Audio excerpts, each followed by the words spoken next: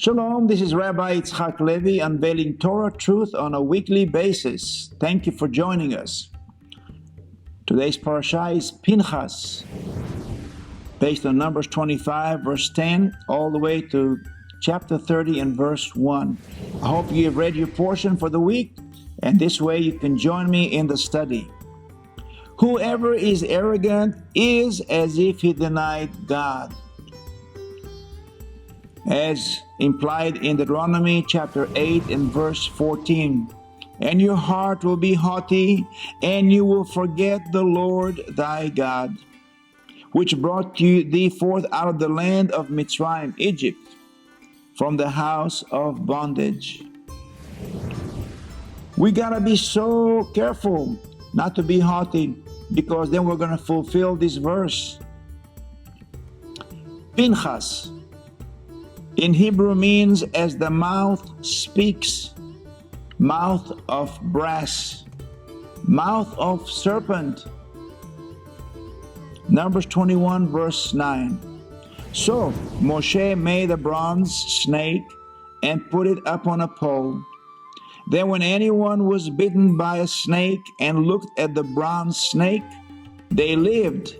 God commanded Moshe to set up upon a pole, forming a kind of a banner that the people had to look upon to be healed, or they would die when bitten by the serpents. How fitting is this type that portrays Yeshua. He too was lifted up upon a pole as a serpent to look upon. Brass speaks of the poor man's gold. So Yeshua did not come for the holy and the righteous. He came for the common sinner who was in need of salvation. But nevertheless, a life-sparing antidote for the poisonous and lethal bite of sin, death, and that old serpent, the devil. Joshua 27:18. His name is changed from Hoshea, which means save us. Is chosen by God to succeed Moshe. He will lead the people into the promised land. Joshua or Yehoshua means will save. He is the forerunner and the type of Yeshua. So many people like to call Yeshua Yehoshua, but that's not right. Yeshua means salvation all the time, all day long. Yehoshua has a prophetic, further down the line, salvation.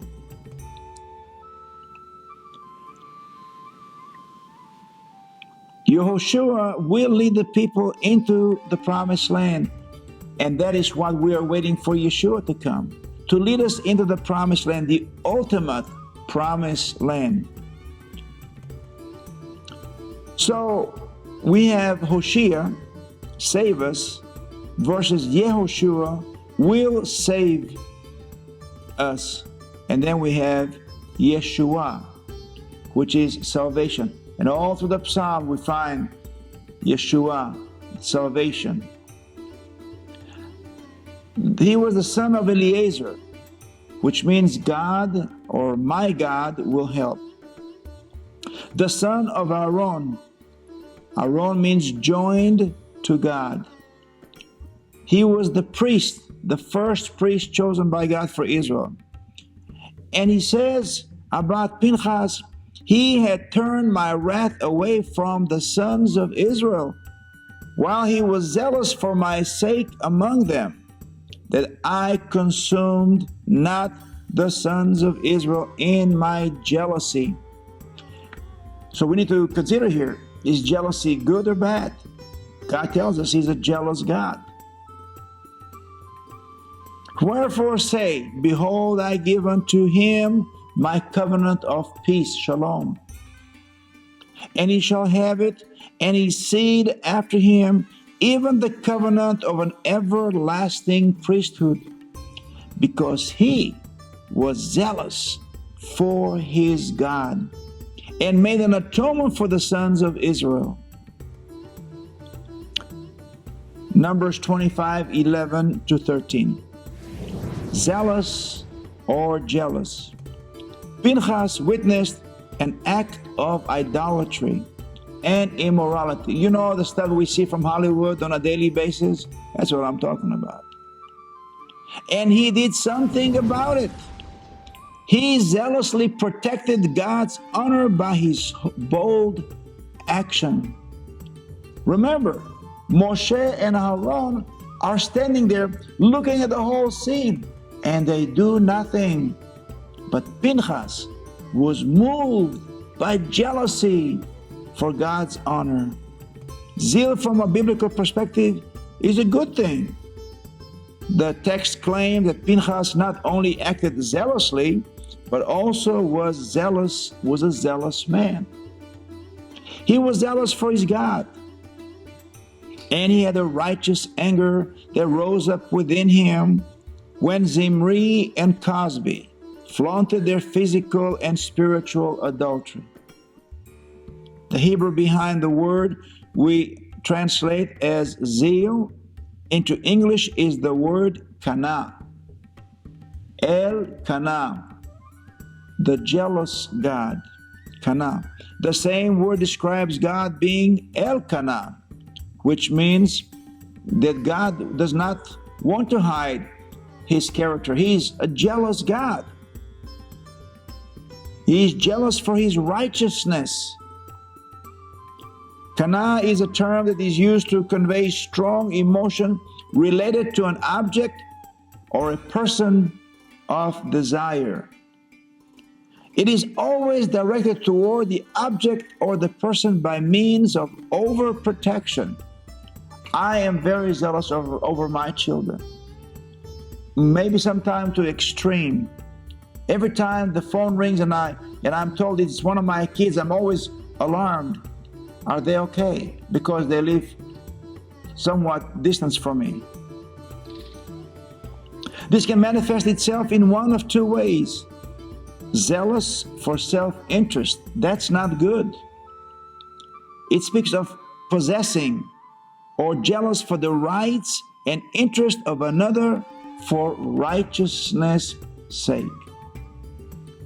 Kana can be best understood in terms of marriage relationship.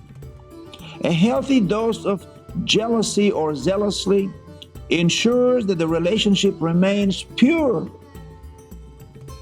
A healthy dose of jealousy is seen in the husband who continues to court his wife with affection and genuine interest for decades after the honeymoon, an honest interest in the welfare of his beloved. Pinchas, an example of Kana, was zealous for the ways of God. We also must be zealous of the things for which Adonai is zealous for. If we do not know and live Torah, we will ultimately rationalize zeal for God's way due to our human nature. This has happened with Christianity and unfortunately with Judaism also. We have rationalized Adonai way in order that his character now matches ours. We have effectively molded the potter into the clay. Here are some examples based on the concept of broken vav found in Shalom. Numbers 25, verse 12. The text concerns a covenant of shalom, peace. It's called Brit Shalom. That is offered to Pinchas, the overzealous and fiery as a serpent priest who killed Zimri, the leader of the tribe of Shimon, and Cosby, a Midianite woman. Pinchas' act stopped both the Israelite bout of immoral behavior and the plague they had been suffering because of it, and he was rewarded for it. By reading shalom without the vav, we get shalem, whole, perfect, sound.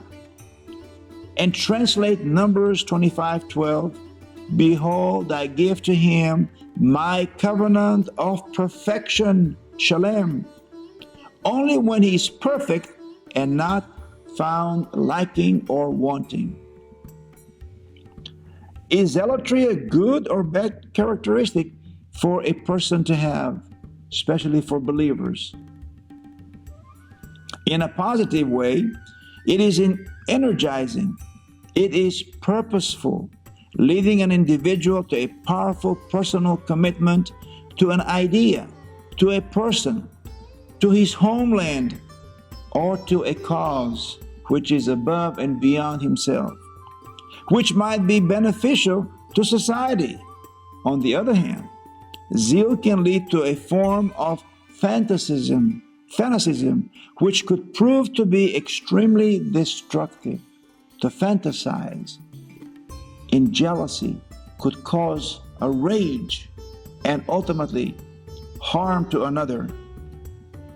Rabbis were divided on whether the zealousness demonstrated by Pinchas was to be considered commendable or not.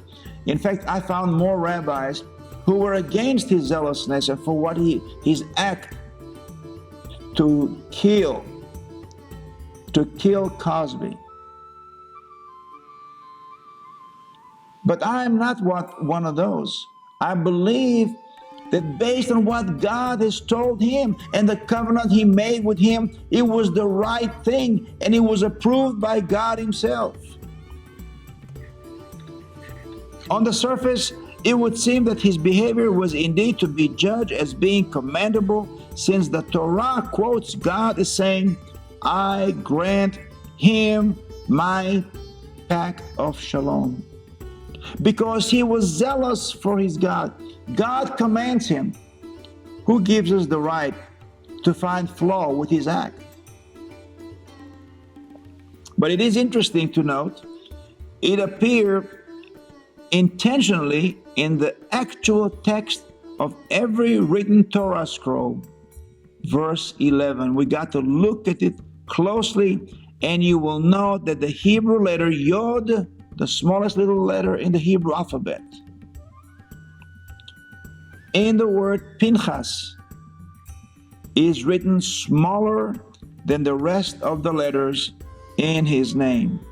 And in verse 12, the word Shalom is written in the Torah with a broken vav. I mean, it's not complete. It's like halfway and then empty space and continues down, a broken vav. These two unusual occurrences of the letter Yod in Pinchas' name show visually that there was a diminution, a diminishing of what the rabbis believe his act produced. A diminution of his Jewishness by the rabbis due to his fanaticism.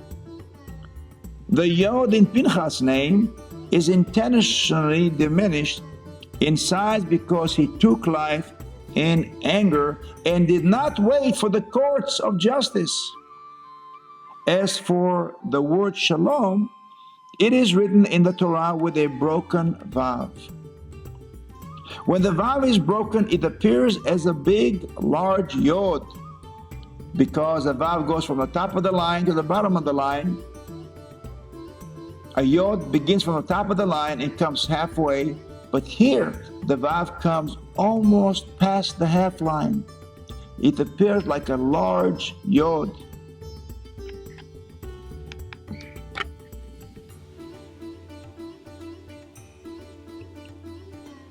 We find that the Shalom has 3 letters. You can spell Shalom in 2 ways.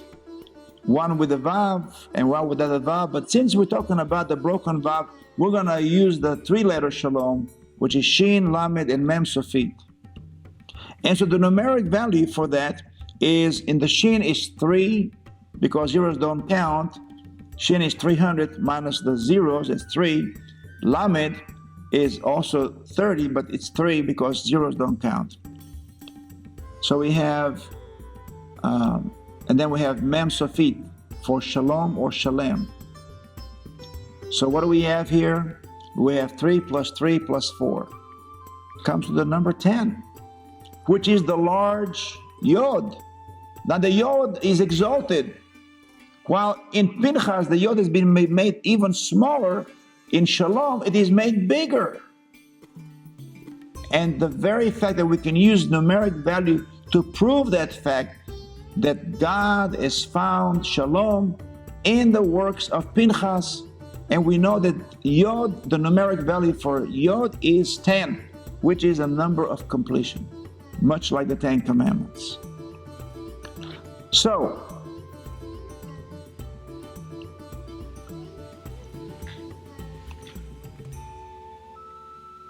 since the Yod is the number 10, which is the number of righteousness, therefore, the broken Vav, which is the number 6 temporarily, is elevated to the letter Yod, which is the number 10. Vav is number 6. 6, remember, is incomplete, because God did not finish His work on the 6th day. He finished His work for that time, but we are still under construction. God is still doing work in us. We are still not number 10, the number of perfection and righteousness.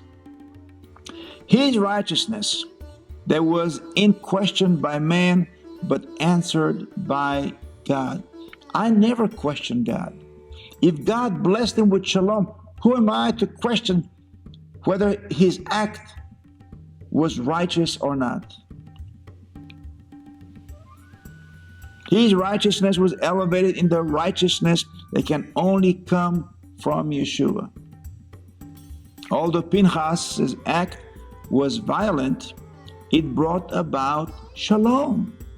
How did God react to the days of Noah? Was it in peace or in violence? I am here to claim that God acted in violence.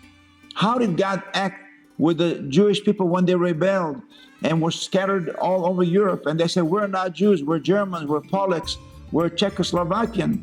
How did God act? With peace or with violence? Sometimes violence is necessary in order to bring peace. What do you think wars are? Many wars are not necessarily started by a nation, but was incumbent on them because they were forced to defend themselves. As we have seen above, when we try to tame God, He tends to start looking a little too much like us.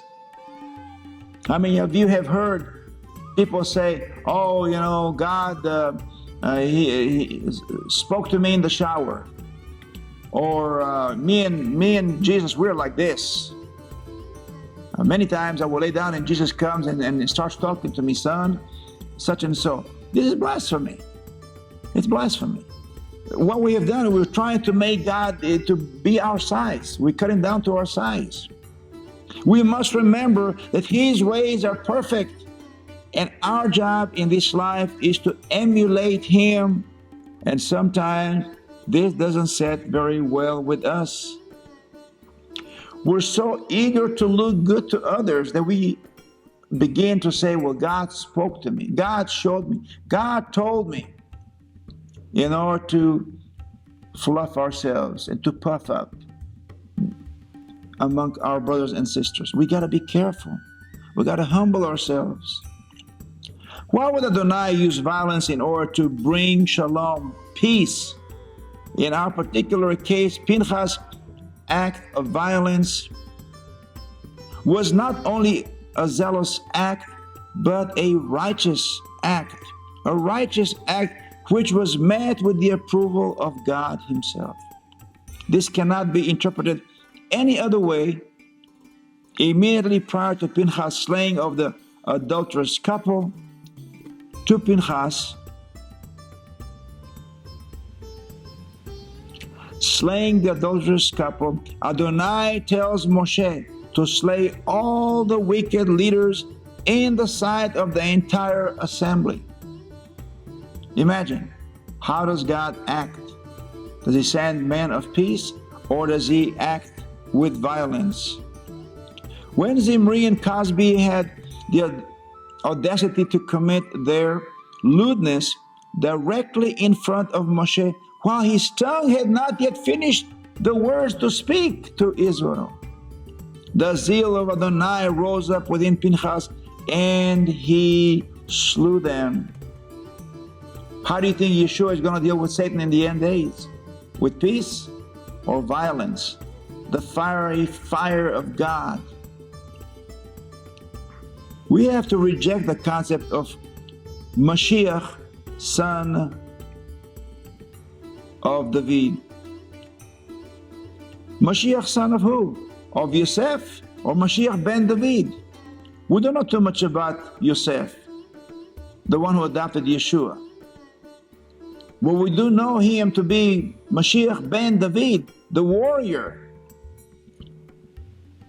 David, the conquering king, who will destroy those who oppose God and usher the messianic age of Shalom.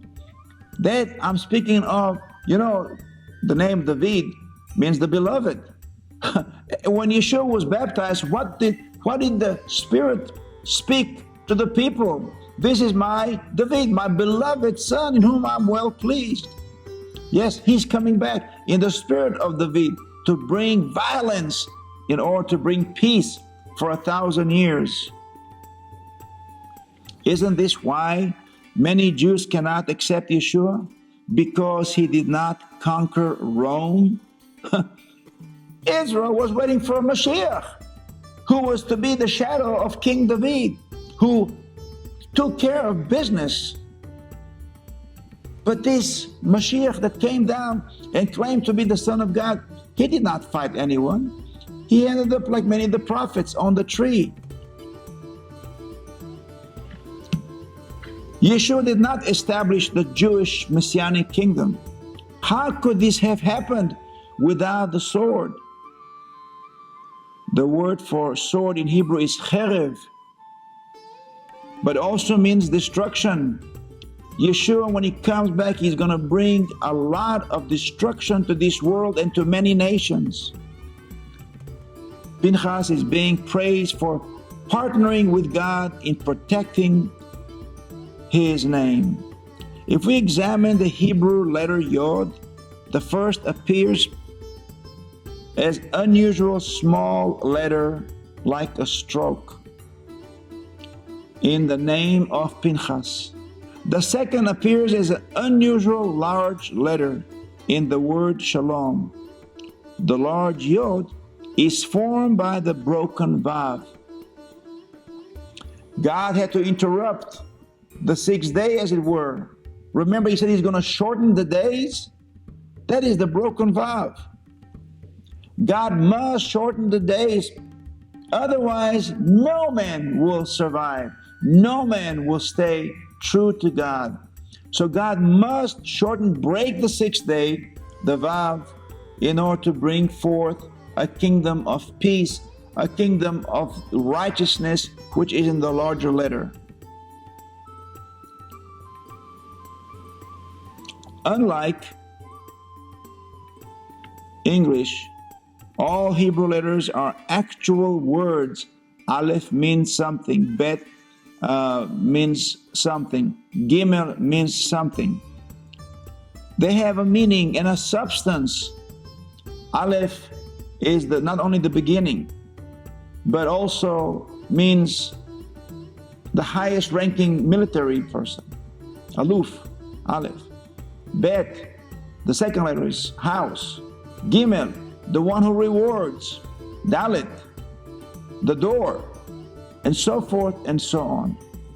So, With this in mind, when we study the Torah, it is good to know the Hebrew language. So the letter Yod is equivalent numerically to the number 10. And the Hebrew word for Yod means arm of the Lord. The arm of the Lord. We're talking about Yeshua the righteous. He was the arm of the Lord. And that is what is represented in the letter Yod. We have a picture of two hands. A small hand in the word Pinchas, a very small. And we have a very large Yod in Shalom. Well, the small hand is humanity reaching out towards heaven, and the big Yod reaching down to mankind. Yeshua came to save us.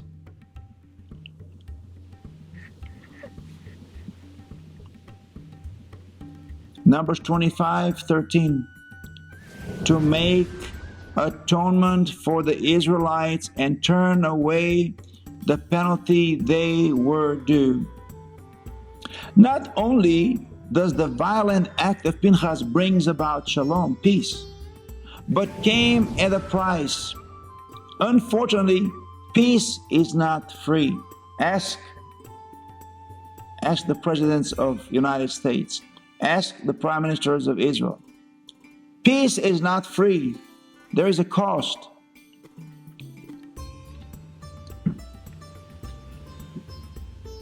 Unfortunately, peace is not free, and we all know, especially those of us who have been in the military.